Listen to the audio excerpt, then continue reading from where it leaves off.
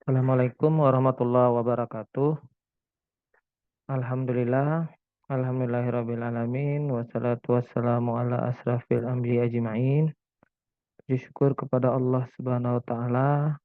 Selamat kepada salawat kepada Nabi besar Muhammad sallallahu alaihi wasallam.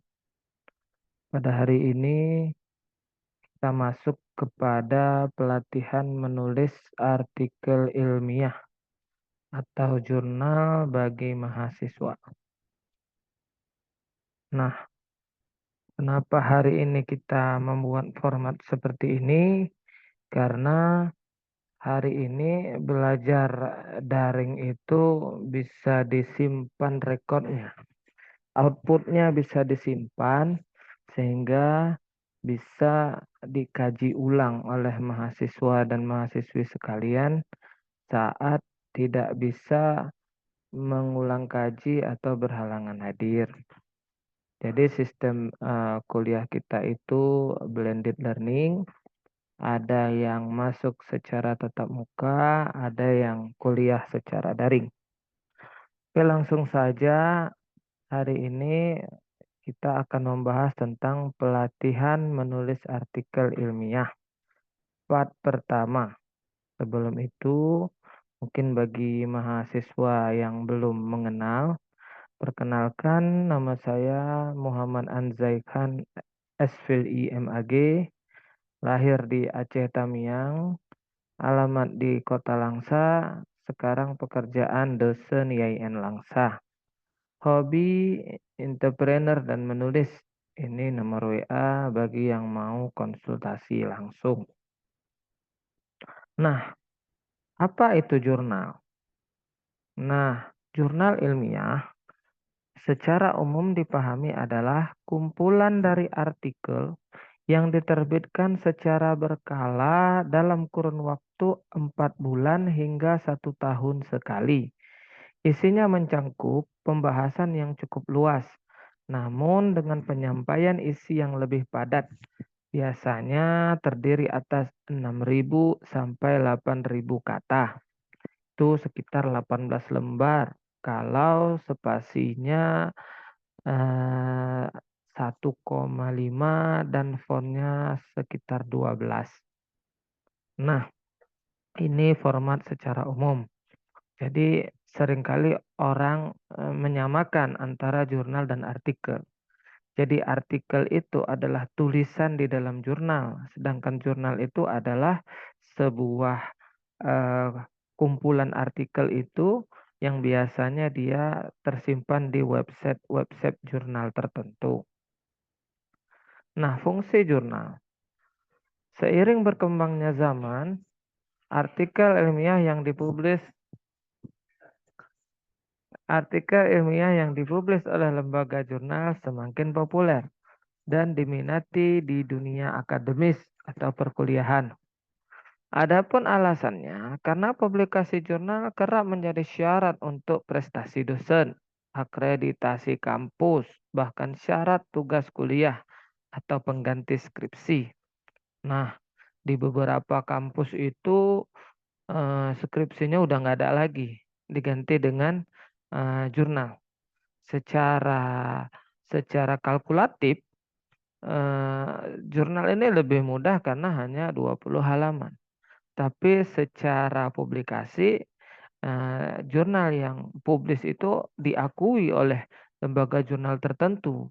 Sehingga format untuk publisnya biasanya lebih ketat dibandingkan skripsi yang disahkan oleh pembimbing dan penguji lokal. Efek domino kebutuhan dosen. Nah, tidak bisa dipungkiri. Karena dosen itu perlu publis di sebuah jurnal, seperti poin pertama ini, dosen perlu publis di jurnal untuk naik pangkat, khususnya menuju guru besar atau profesor.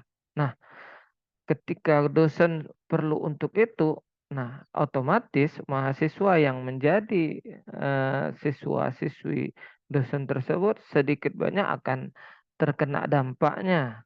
Seperti mahasiswa dilibatkan dosen dalam penelitian. Nah, ini ada yang diberi nilai, misalnya yang membantu penelitian dosen nilainya A.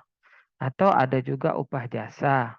Karena ada penelitian dosen itu yang bersifat mandiri atau biaya sendiri, ada juga yang dibiayai oleh lembaga pemerintah. Biasanya ketika dibiayai oleh lembaga pemerintah, mahasiswa yang dilibatkan itu kena manfaatnya juga ya. Kemudian mahasiswa diminta membuat tugas jurnal atas nama bersama. Nah, ini adalah sebuah kombinasi yang semakin populer akhir-akhir ini di dunia akademis. Selain dosen dapat dapat apa ya, dapat bantuan dari mahasiswa yang masih luang waktu dan energik, tulisan bersama ini ternyata juga sangat berguna untuk akreditasi prodi. Kenapa? Karena salah satu syarat dalam akreditasi prodi itu ada kolom nilai tulisan bersama dengan mahasiswa. Apa guna akreditasi prodi? Akreditasi prodi ya juga sangat bermanfaat untuk nilai lulus mahasiswa. Dalam arti ketika mahasiswa lulus dengan prodi yang predikatnya unggul misalnya, dia akan lebih berpotensi diterima kerja atau bisa mengetes jalur kumlot pada CPNS. Karena untuk memasuki jalur kumlot pada CPNS itu syaratnya prodinya harus A, kampusnya harus A. Kemudian mahasiswa diminta membuat tugas dosen yang menggunakan nama untuk dirinya. Nah, ini memang kurang baik ya, mahasiswa yang buat tugas dosen yang dapat nama. Tetapi kalau saya biasanya mahasiswa nama pertama, saya nama kedua atau ketiga. Kenapa? Karena mahasiswa itu punya karyanya walaupun dibimbing oleh dosen. Manfaat publikasi artikel jurnal bagi mahasiswa. Nah, apa manfaatnya? Pertama, menambah skill menulis. Jadi, sesuatu itu kalau dibiasakan nanti bagus sendiri. Awal-awal biasanya mahasiswa akan kesulitan bagaimana menulis yang baik. Tapi seiring bertambahnya waktu akan terbiasa. Kemudian meningkatkan akreditasi prodi atau kampus. Seperti yang saya jelaskan tadi. Bekal untuk masuk dunia akademis. Bekal apa ini? Jadi bagi mahasiswa yang bercita-cita jadi dosen, bergerak di bidang penelitian akademis mau nggak mau harus kenal jurnal. Kenapa? Karena jurnal sejauh ini adalah sebuah media yang sangat menjadi banyak syarat untuk panggung akademis. Ingin naik pangkat butuh jurnal, ingin lulus penelitian butuh jurnal, ingin ikut perlombaan ada jurnal. Semuanya identik dengan jurnal yang berbasis artikel ilmiah. Kemudian nilai pendukung dalam tes wawancara kerja di instansi akademis. Jadi pengalaman saya waktu tahun 2018 tes CPNS dosen di salah satu instansi di Aceh. Saya sudah lulus tahap cat, kemudian tahap wawancara saya gugur. Pertanyaan apa yang membuat saya gugur? Ada pertanyaan, uh, sudah publis jurnal belum? Nah, saya masih belum dosen saat itu dan masih anti dengan namanya publikasi jurnal. Nah, jadi bagi mahasiswa-mahasiswi yang punya impian menjadi dosen mungkin, mulailah mempublish jurnal dari sekarang. Ketika nanti itu ditanyakan dalam seleksi akademis, sudah punya buktinya. Nah, kenapa harus dicicil dari sekarang? Karena jurnal itu tidak bisa publish dalam waktu 1-2 minggu. Biasanya paling cepat itu 6 bulan. Dan paling sering itu setahun atau 2 tahun bahkan kalau versi lamanya. Bisa menjadi asisten dosen. Nah, dosen butuh jurnal, otomatis dia butuh mahasiswa-mahasiswi yang punya kemampuan dalam mempublikasi atau menulis jurnal. Kemudian menjadi pengelola jurnal ilmiah, memperbanyak relasi dan kenalan pada pimpinan akademis. Nah, kenapa memperbanyak relasi? Karena tulisan saat ini sudah menjadi trennya akademis. Ketika seorang dosen atau mahasiswa itu pintar menulis, banyak publikasinya, dia pasti akan banyak kenalannya, khususnya kalau dia mau berbagi. sehingga dia tidak harus menjadi penjilat, tidak harus berpolitik, dia akan diminta kolaborasi dengan rektor misalnya, dekan, dengan pimpinan-pimpinan karena pimpinan butuh tulisan.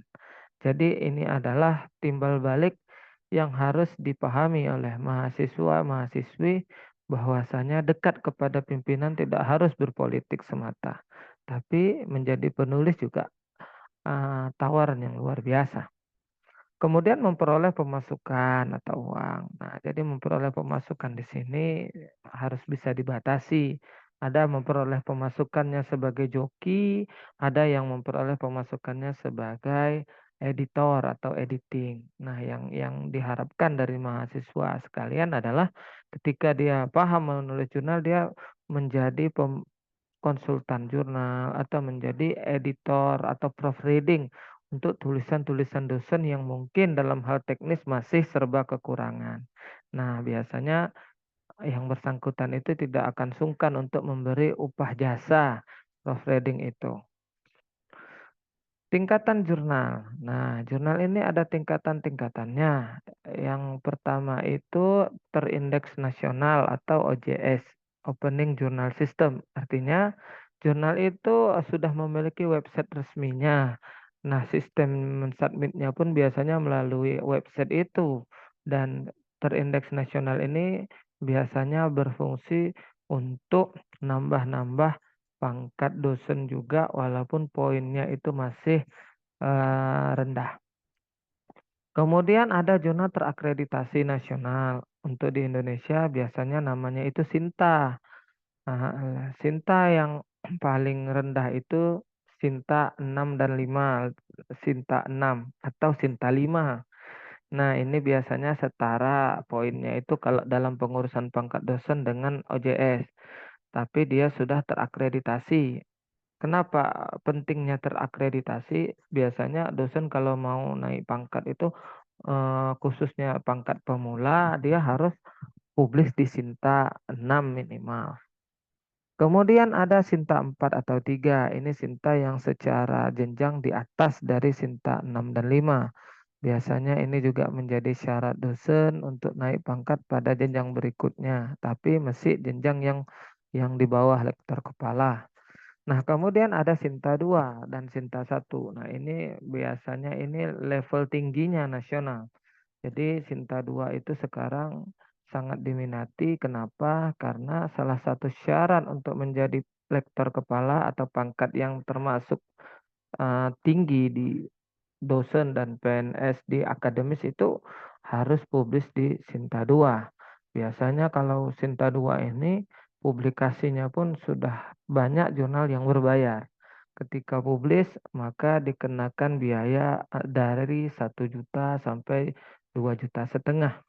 Mengingat dosen sangat membutuhkan ini sehingga Sinta 2 ini sering dikejar-kejar oleh dosen untuk naik pangkat. Nah, kenapa dosen butuh naik pangkat? Ya, karena otomatis tunjangannya, gajinya juga bertambah. Efeknya apa ya? Mahasiswa yang mampu menulis di Sinta 2, Sinta 4, atau Sinta 6 ini akan menjadi mahasiswa kesayangan dosennya. Jadi ini sangat penting bagi karir mahasiswa itu sendiri jika dia masih mahasiswa sudah memahami akreditasi jurnal ini.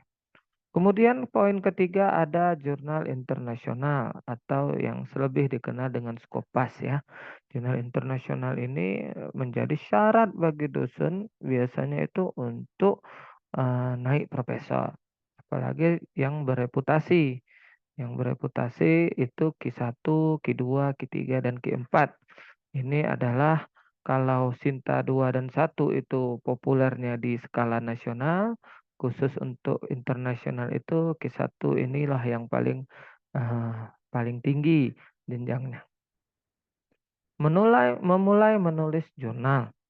Jadi apa yang harus dilakukan jika ingin memulai? Pertama, memilih jurnal yang sesuai fokus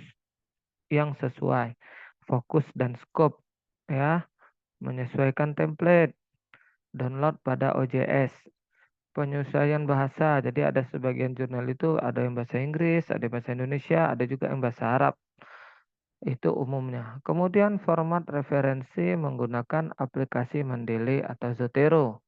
Submit ke OJS. Nah, jadi setelah kita buat sesuai dengan template, kita submit. Submit itu kita daftarkan tulisan itu mengikuti format yang ada dalam sistem web di jurnal. Setelah itu biasanya akan ada tahapan revisi oleh editor atau reviewer. Editor biasanya merevisi bagian penulisan ini sama seperti pembimbing satu kalau pada skripsi. Kemudian ada juga revisi oleh reviewer. Reviewer ini biasanya membahas tentang substansi. Setelah direvisi, kemudian baru masuk ke tahapan publish. Nah, biasanya publish ini akan diinfokan melalui email dan atau melalui OJS. Nah, ini memilih jurnal sesuai fokus dan skop. Jadi sangat penting bagi mahasiswa-mahasiswi sekalian yang ingin memulai nulis, jurnalnya itu juga diperhatikan. Ini saya ambil contoh salah satu jurnal di IAIN Langsa, Al-Qaeda. Ini jurnal hukum Islam dan perundang-undangan. Nah, kita tidak bisa menjadikan nama jurnal ini sebagai acuan karena terkadang fokus dan skopnya itu bisa jadi berbeda walaupun namanya umum. Nah, khusus jurnal ini fokusnya skopnya itu adalah hukum keluarga. Nah, jadi peringkat atas ini adalah tentang hukum keluarga. Jadi yang terkait tentang hukum keluarga tulisannya lebih ideal dipublis kemari. Kemudian di sini ada memilih jurnal yang skop itu saya memberi contoh. Ini ada International Journal of Islamic Thought. Ini Skopas di UKM Malaysia sudah Q2. Nah, SJR-nya memang masih 0,1, tapi ini akan meningkat seiring banyaknya pengunjung dan pembaca. Nah, di sini skopnya itu membahas tentang Muslim Theology and Philosophy. Ada Muslim Ethic and Moral, ada Al-Quran dan Hadis. Bisa dibilang jurnal UKM ini adalah jurnalnya Fakultas Usuluddin di UKM Malaysia. Sistem mengirim tulisan di sini agak sedikit berbeda, tidak melalui websitenya, tetapi melalui email. Di sini dikatakan melalui email, kemudian nanti pihak pengelola jurnalnya yang uh, merevisi dan mempublis perbaikan konsultasi perbaikannya itu melalui email. Nah, ini menyesuaikan template. Ini saya ambil contoh jurnal Al-Qada di IAIN Langsa. Posisi template dokumen templatenya ada di sebagian kanan bawah seperti yang saya tandai ini. Jadi bagi mahasiswa-mahasiswi yang ingin menulis di jurnal harus melihat templatenya dulu. Disesuaikan dengan template apa yang diminta oleh template itu, baru kemudian di submit ya. Jadi kalau belum disesuaikan templatenya, otomatis nanti udah pasti akan disuruh perbaikan. Nah, ini untuk template yang ada pada OJS Islamic Thought Malaysia. Coba perhatikan agak sedikit berbeda. Kalau template yang di Al-Qada tadi, ketika kita tekan, kita akan diarahkan menuju Google Drive cara-cara atau format-format yang diminta. Tapi untuk template tertentu dia sudah ada di badan websitenya. Seperti ini di guideline-nya ini dijelaskan cara-cara mengirim dan menulisnya. Itu tergantung OJS jurnal masing-masing. Outline umum jurnal itu, nah ini secara umum outline-nya begini. Diawali dari pendahuluan, ada metodologi, ada pembahasan atau hasil dan diskusi, ada kesimpulan, ada daftar pustaka atau referensi. Nah, beberapa jurnal terkadang memasukkan metodologi itu di dalam pendahuluan. Nah, ini tergantung bagaimana pihak OJS Jurnal memintanya. Oke, terima kasih sampai di sini pembekalan terkait cara mengirim atau memahami standar menulis jurnal hari ini, insya Allah pada pertemuan kedua akan kita diskusi tentang bagaimana menulis atau memasuki OJS-nya. Sekian pertemuan hari ini. Wabillahi taufik wal hidayah. Wassalamualaikum warahmatullahi wabarakatuh.